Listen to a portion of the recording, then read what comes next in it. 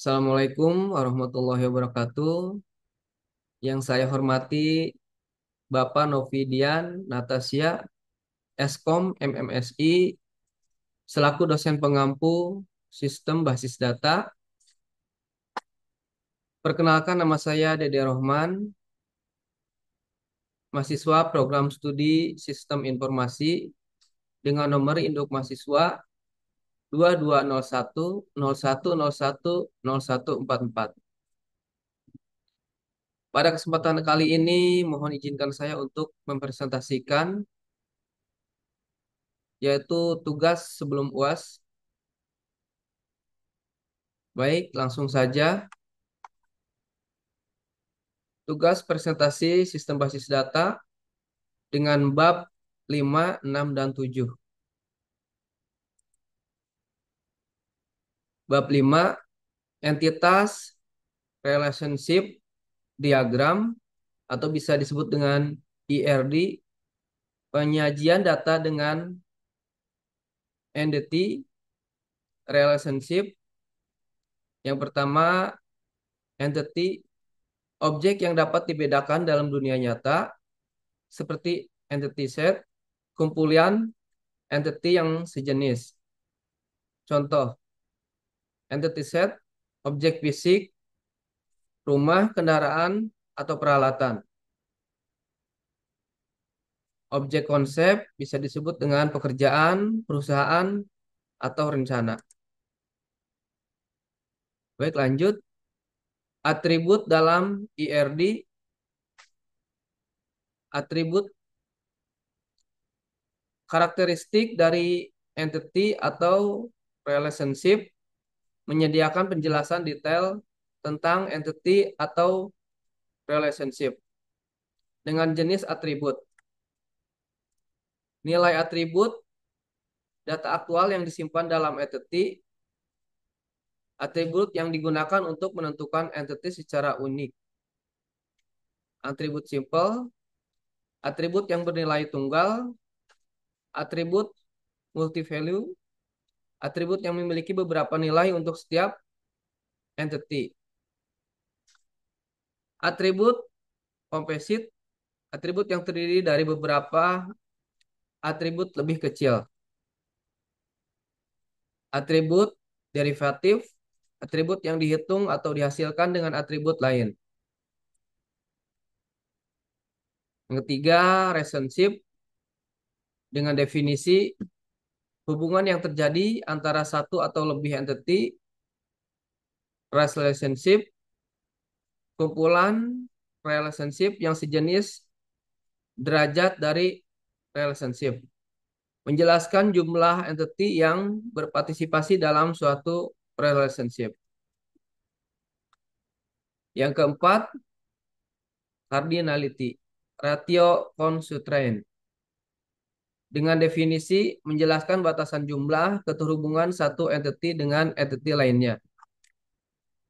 Dan yang kelima, participation constraint. Dengan definisi menjelaskan apakah keberadaan suatu entity bergantung pada hubungannya dengan entity lain. Baik, ini nomor contoh. Suatu entity di mana keberadaannya dari entity tersebut tergantung dari keberadaan entity lain.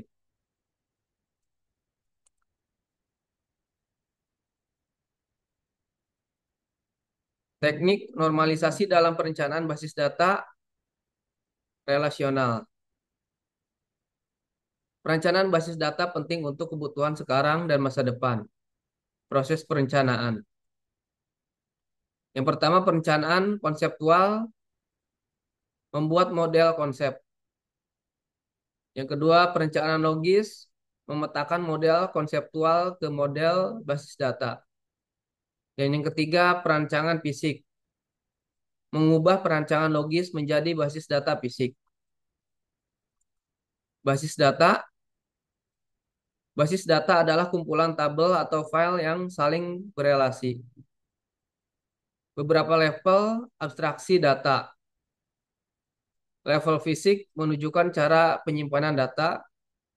Level konseptual menggambarkan data dan relasi yang disimpan dalam basis data.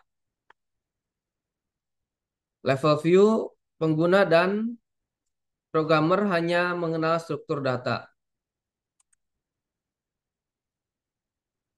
Model konseptual basis data. Yang pertama, tugas administrator basis data untuk merancang model konseptual.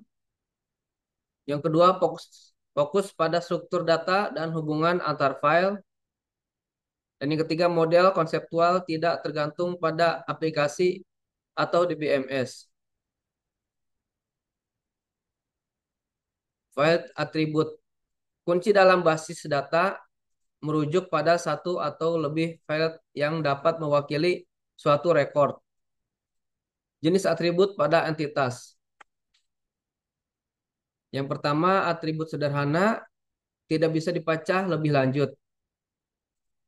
Yang kedua, atribut komposit bisa dipecah menjadi subatribut. Yang ketiga, atribut bernilai tunggal, hanya satu nilai per basis. Yang keempat, atribut bernilai jamak, bisa memiliki lebih dari satu nilai. Yang kelima, atribut harus bernilai atau wajib diisi. Atribut bernilai 0, boleh tidak diisi. Dan yang ketujuh, atribut turunan nilainya berasal dari atribut lain. Baik, lanjut. Ketergantungan fungsi didefinisikan sebagai hubungan antara satu relasi dengan relasi lainnya. Contoh, nama pegawai bergantung pada nomor pegawai. Teknik normalisasi, definisi normalisasi proses untuk mengorganisir atribut dalam relasi dan mengurangi redundansi dengan bertujuan menciptakan struktur tabel efisien dan menghindari masalah anomali pada data. Pengertian normalisasi menurut beberapa ahli. EV, code, metodologi untuk menciptakan struktur tabel efisien. Kroenke, mengubah relasi bermasalah menjadi relasi bebas masalah. Dan normalisasi, teknik dalam desain basis data untuk mengelompokkan atribut dengan baik. Dan tahapan normalisasi, yang pertama bentuk normal ke-1, yang kedua bentuk normal kedua, dan yang ketiga bentuk normal ketiga. Baik, lanjut. Struktur query language. SQL merupakan komponen bahasa relasional database system. SQL merupakan bahasa baku non-procedural dan berorientasi himpunan atau bisa disebut dengan set-oriented programming. SQL dapat digunakan baik secara interaktif atau ditempelkan pada sebuah program aplikasi.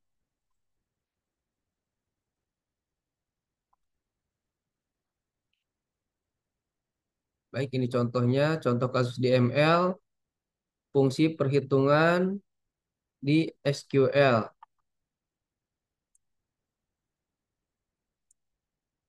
Baik, lanjut.